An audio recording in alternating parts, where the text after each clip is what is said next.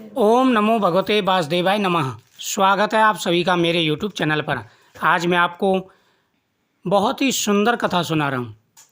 माघ मास के पूर्णमासी तक ये कथा जरूर श्रवण करें, इससे पूरे महीने के कथा का फल प्राप्त होगा। सारस और बंदर की सुंदर कथा। पथिक कहने लगा कि हे प्रेत, तुमने सारस के वचन किस प्रकार और क्या सुने थे, सो कृपा करके मुझे बताइए। प्रेत कहने लगा कि इस वन में कोहरा नाम की नदी पर्वत से निकलती है। मैं घूमते घूमते उस नदी के किनारे पहुंचा और थकावट दूर करने के लिए वहां पर ठहर गया। उसी समय लाल मुख और तीखे दांतों वाला एक बड़ा बंदर वृक्ष से उतरकर जल्दी से वहां आया। वहां एक सारस सोया हुआ था। उस चंचल बंदर ने कई एक पक्षियों को देखकर उस सोए हुए सारस को दृढ़ता से पैरों से पकड़ लिया और तो सब पक्षी उड़कर वहां से चले गए, परंतु सारसी भयभीत होकर विलाप करती हुई वहीं पर रुक गई। नींद के दूर होने तथा भय से नेत्र खोलकर सारस ने बंदर को देखा और मधुर वाणी से कहने लगा कि हे बंदर, तुम बिना अपराध मुझको क्यों दुख देते हो। हे पतित, जब मैं हार थक कर के वहाँ नदी के किनारे बैठा था तभी मैंने ये दृश्य देखा। वहाँ पर सारस सोया हुआ था, बहुत सारे पक्षी थे। तभी वहाँ पर एक बंदर आता है और बंदर सोते हुए सारस के पैरों को पकड़ लेता है। बाकी सभी तो पक्षी भयभीत होकर के भाग जाते हैं, लेकिन सारस जब नेत्र खोलता है, बंदर को देखता है, भयभीत स्वर से कहता है कि हे वानरराज, तुम मुझे क्यों बिना अपराध के परेशान कर रहे हो। मैंने तो कोई अपराध नहीं किया है। इस संसार में राजा भी केवल अपराधियों को ही दंड देता है। हे वानर, राजा भी अपराधियों को ही दंड देता है और नीति भी यही कहती है जिसने अपराध किया हो उसे दंड देना चाहिए। लेकिन तुम मुझे क्यों दुख दे रहे हो, मैंने तो कोई अपराध नहीं किया। तुम्हारे जैसे श्रेष्ठ प्राणी किसी को पीड़ा नहीं देते। हम अहिंसक और दूसरे के कामों को नहीं देखते। जल की काई खाने वाले, आकाश में उड़ने वाले, वन में रहने वाले, अपनी स्त्री से प्रेम करने वाले, दूसरों की स्त्री को त्यागने वाले, दूसरों की बुराई से दूर रहने वाले, चोरी ना करने वाले, बुरों की संगति से वर्जित, किसी को कष्ट न देने वाले, सो इस प्रकार मुझ निपराधी को हे बंदर तुम छोड़ दो। हे वानरराज, मैंने कभी कोई पाप नहीं किया है। हम तो सदा ही आकाश में विचरण करने वाले हैं। किसी की हिंसा नहीं करते, अहिंसा में विश्वास रखने वाले हैं। हम कभी किसी की बुराई भी नहीं करते। तो फिर तुम मुझे क्यों दुख दे रहे हो। सो इस प्रकार मुझ निपराधी को हे बंदर छोड़ दो। मैं तुम्हारे पहले जन्म के सब वृतांत जानता हूँ। सारस बंदर से कहता है कि हे वानर, मैं तुम्हारे पिछले जन्म के सारे वृतांत को जानता हूँ। यह वचन सुनकर वह बंदर उसको छोड़कर दूर बैठ गया और कहने लगा कि तुम मेरे पूर्व जन्म के वृत्तांत को कैसे जानते हो। जैसे उसने बंदर से कहा कि हे बानर, तुम मुझे छोड़ दो, मैंने कोई अपराध नहीं किया है और मैं तुम्हारे पिछले जन्म के सारे वृत्तांत को जानता हूँ। यह सुनते ही बानर उसको छोड़ करके दूर जाके बैठ गया और कहने लगा कि हे सारस, तुम मेरे पिछले जन्म के वृत्तांत को कैसे जानते हो। तुम अज्ञानी पक्षी हो और मैं वन में घूमने वाला हूँ। सारस कहने लगा कि मैं अपनी जाति की स्मृति के बल से तुम्हारे पूर्व जन्म के विषय में जानता हूँ। पूर्व जन्म में तुम विंध्य पर्वत के राजा थे और मैं तुम्हारे कुल का पूज्य पुरोहित था। हे वानर, तुम विंध्य पर्वत के राजा थे और मैं तुम्हारा पुरोहित था।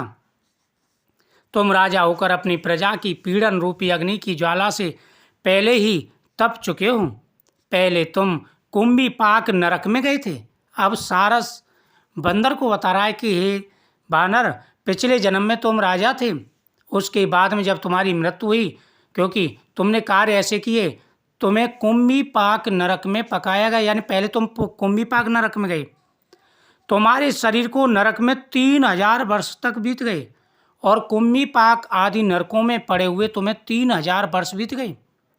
फिर नरक से निकलकर बचे हुए पापों के कारण इस बंदर की योनि में आए हो। मुझको मारना चाहते हो। पूर्व जन्म में तुमने ब्राह्मण के बाग से लूटकर बलपूर्वक फल खाए थे, उसका यह भयंकर फल हुआ कि तुम बानर और वनवासी हुए। जो किसी के फल चुरा कर खाता है वह बंदर की योनि में जाता है। हे वानर, तुमने पूर्व जन्म में जो फल चुरा कर खाए थे उससे तुम बानर बने। प्राणी अश्वमेघ अपने किए हुए कर्मों को भोगता है, इसको देवता भी नहीं टाल सकते। इस प्रकार मैं सारस का जन्म लेकर भी अज्ञान से मोहित नहीं हुआ हूँ। हे वानर, तुम फिर भी अज्ञान से मोहित हो, लेकिन मैं सारस होकर के भी सब कुछ मुझे याद है और मैं अज्ञान में नहीं पड़ा। इतनी कथा सुनकर बानर कहने लगा कि यह ठीक ही जानते हो, तो बताओ तुम पक्षी कैसे हुए? अगर तुम जानते हो कि मैं बानर था, पिछले जन्म में राजा था, तो मेरा पूरा वृत्तांत जानते हो, तो अब ये बताइए तुम पक्षी कैसे हुए? तुम तो राज्य पुरोहित थे। सारस कहने लगा कि मेरी दुर्गति का कारण भी सुनो। तुमने नर्मदा नदी के किनारे पर सूर्य ग्रहण के समय बहुत से ब्राह्मणों के निमित्त 100 ढेर अन्न के दान किए थे। मैंने प्रोताई के मत से थोड़ा सा ब्राह्मणों को दिया और बाकी सब मैं अपने आप हर ले गया। हे बानर, तुम जब राजा थे तो तुमने नदी के किनारे पूर्णमासी के दिन बहुत सारा, यानी महीने के लास्ट के दिन बहुत सारा दान पुण्य किया, और मैंने सभी ब्राह्मणों का दान ले लिया। थोड़ा थोड़ा उनको दे करके बाकी सारा धन मैंने अपने पास रख लिया। इन ब्राह्मणों के द्रव्य का अपहरण करने के पाप से मैं पहले काकल सूत्र नरक में कीड़ों के रक्त कद्रूप नरक में, जहाँ पर बड़े बड़े कीड़े थे और रक्त तथा पीव से भरा हुआ था, नाभि तक नीचे सिर और ऊपर पैर किए हुए पीव चाटता हुआ दुर्गंध वाले नरक में कीड़ों आदि से काटा जाकर 3000 वर्ष तक यातनाएं भोगता रहा। यानी उस अपराध के कारण मुझे 3000 वर्ष तक पीव और राध से भरे हुए नरक में कीड़ों से कटवाया गया। जहाँ पर मेरे पैर ऊपर को थे और सिर नीचे को था, वहाँ पर 3000 वर्ष तक मैंने दुख पाया। मैं नरक के दुख का वर्णन नहीं कर सकता। फिर नरक की यातना से तो मुक्त होकर यह सारस का जन्म पाया, क्योंकि पूर्व जन्म में अपनी बहन के घर से कांसे का बर्तन चुराया था। इसको मैंने एक ज्वारी को दिया, इसी से मैं सारस की योनि में आया। यह मेरी स्त्री और सारसा हुई। यह सब मैंने तुमसे कर्म फल कहा है। अब भविष्य की बात सुनो। अब मैं और तुम और यह मेरी स्त्री भी हंस होंगे और कामरूप देश में सुख से निवास करेंगे। फिर इसके पश्चात 100 गौ योनि में और फिर जाकर दुर्गम मनुष्य योनि हमें प्राप्त होगी। इससे मनुष्य पाप और पुण्य दोनों ही कर सकता है। इस प्रकार शिव की माया से यह सारा संसार मोह प्राप्त होता है। न केवल हम ही, परंतु इस संसार के सभी जीव प्रगति मार्ग में फंसकर अच्छे और बुरे कर्मों करते हैं और उसी के अनुसार फलों को भोगते हैं। हे वानर, तुम, मैं और मेरी पत्नी अभी 3 योनि और इसी प्रकार से दुख पाएंगे। फिर तीसरी योनि में हम, चौथी योनि में मनुष्य होंगे। इसलिए सब प्राणियों को धर्म का सेवन करना चाहिए।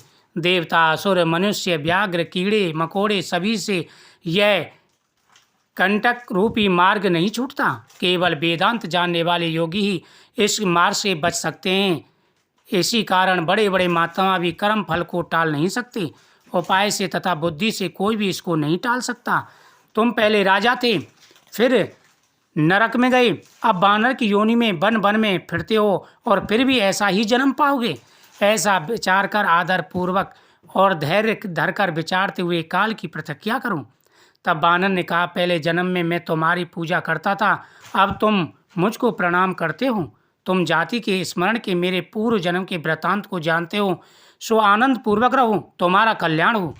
तुम्हारे वचनों को सुनकर मैं मोह रहित होकर वन में नदी के तट पर बंदर और सारस का संवाद सुना। तब मुझको बोध हुआ और मोह तथा शोक का नाश हुआ। इस प्रकार से जब मैंने, हे पथिक, सारस की ये बातें सुनी, तब मुझे ज्ञान प्राप्त हुआ। व्यक्ति को हमेशा अच्छे ही कर्म करने चाहिए। जो व्यक्ति जैसा कर्म करता है, कर्म भोगने से ही समाप्त होते हैं। इसलिए हमेशा इन बातों का ध्यान रखें। प्रेत कहने लगा, हे पथिक, मैं इस समय तुम्हारे पास जो यह गंगा जल है उसे मांगता हूँ। तुम मेरे ऊपर यह गंगा जल छिड़क दो। जिससे मेरे सारे पापों का नाश हो जाएगा। क्योंकि मैंने इसका बहुत महत्व सुना है। मैंने इस पर्वत पर गंगा जल का बड़ा अद्भुत आश्चर्य देखा था, इसलिए वह जल मांगता हूँ, क्योंकि मैं प्रेत योनि में अति दुख पा रहा हूँ और इस प्रेत योनि से छुटकारा पाना चाहता हूँ। हे ब्राह्मण, हे पथिक, इसलिए आप इतना उपकार करो। इस गंगा जल का महत्व मैंने आँखों से देखा है, जिसका वर्णन मैं तुम्हें सुनाऊंगा। उससे पहले आप गंगा जल मेरे ऊपर छिड़क दो, जिससे मेरी मुक्ति होगी। इस कथा को ज़्यादा से ज़्यादा शेयर करें, चैनल को सब्सक्राइब करें, कमेंट में ओम नमः शिवाय जरूर लिखें।